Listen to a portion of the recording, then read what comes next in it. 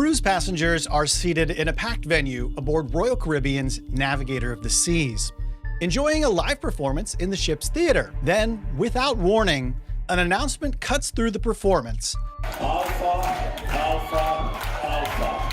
The 12 men's changing room. Alpha, Alpha, Alpha. The 12 men's changing room. Despite this, the show does not stop. The dancers keep performing, and most guests barely react. And while this performance continued uninterrupted, somewhere else on the ship, a tragedy could have been unfolding. So, what actually happens if you die on a cruise ship? Hey, it's Corey. Cruise ships are floating cities.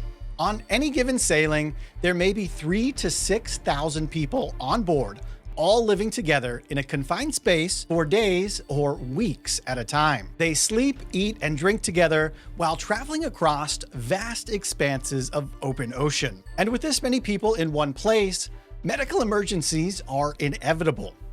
And while deaths on board cruise ships are uncommon, they do happen. No environment that hosts thousands of people every single day of the year is immune to serious medical events. When you look at the numbers, deaths on cruise ships are rare, but they're not unheard of. Industry estimates suggest there are roughly 200 deaths on cruise ships worldwide every year. Spread across tens of thousands of sailings, that works out to about a 2% chance that a death occurs somewhere on board during any given cruise. In simple terms, that's roughly 1 out of every 50 cruises that will experience a death on board. In recent months, several high-profile deaths on board cruise ships, including cases involving Anna Kepner and Michael Virgil, have drawn public attention to something that most passengers never even consider. What happens when someone dies on a cruise ship? This attention is not because cruising is uniquely dangerous. As a matter of fact, statistically, cruising remains one of the safest forms of leisure travel that you can do. But when someone dies hundreds or thousands of miles from land, the process is unfamiliar to anyone who's never experienced it. People, for the most part, understand what happens in a hospital on land because we've all seen these places up close. We are far less familiar, though, with what happens when that hospital is floating through international waters and the only doctor on board is enjoying her night off in the crew cafe when the call comes in. Alpha, Alpha, Alpha. Report to Deck 7 portside, cabin 7742. Inside cabin 7742 is a passenger who has just taken their last breath. And what happens next depends almost entirely on one thing: where the ship is located at the moment a medical emergency turns fatal.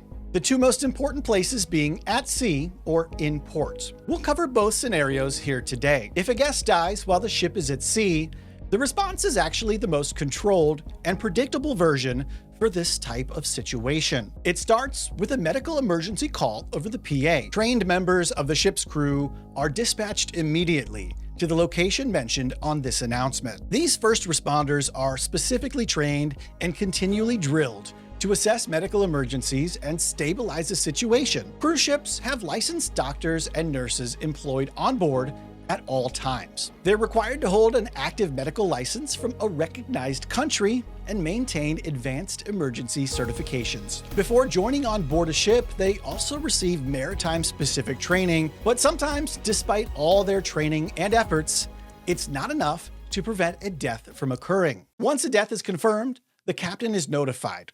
From that moment forward, the ship enters a very specific procedural mode. Time of death is recorded, medical documentation is secured, and initial reports are completed. Out at sea, there's no police department to call to come and investigate a death, and no hospital to transfer the deceased to, although there's a place waiting for them on board. More on that in a minute.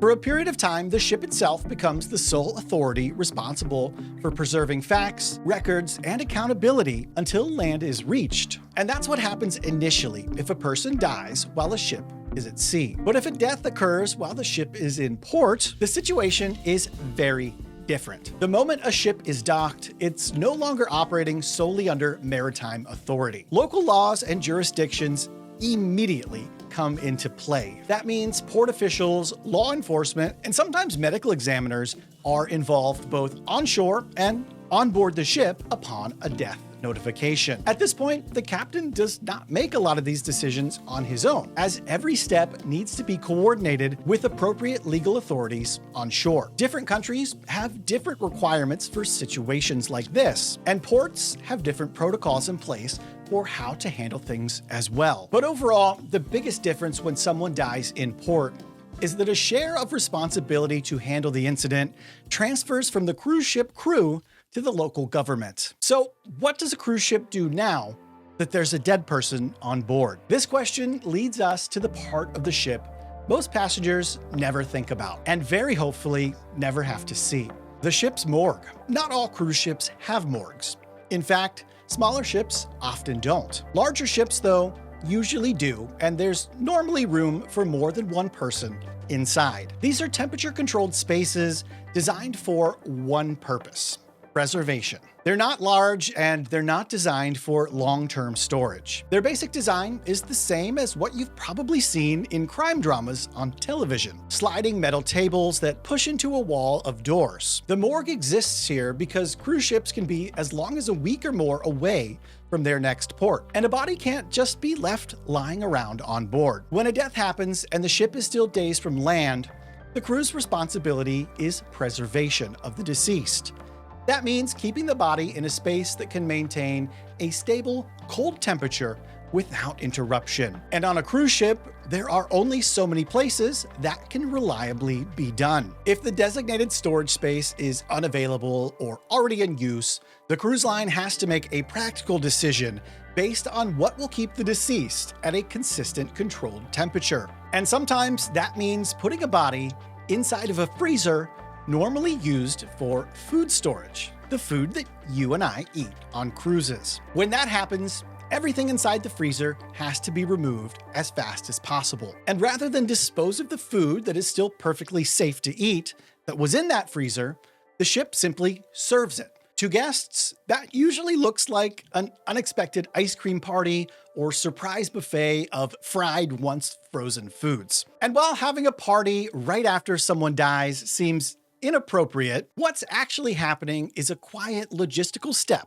so something much more serious can be handled properly somewhere else on the ship. These situations are extremely rare, but they stand out because they do in fact happen, all against the backdrop of an otherwise normal day on a cruise ship. So what actually happens if you die on a cruise ship? If the ship is at sea, the response is controlled and procedural, with authority for the scene being firmly in the hands of the cruise line. If the ship is in port, local authorities often call the shots. Behind the scenes, crew follow strict protocols and store the deceased in the ship's morgue or food and beverage freezers. Passengers may notice brief delays or closures, but rarely even know anything has happened. Cruise ships are not immune to serious events, but they are built and trained to respond to them.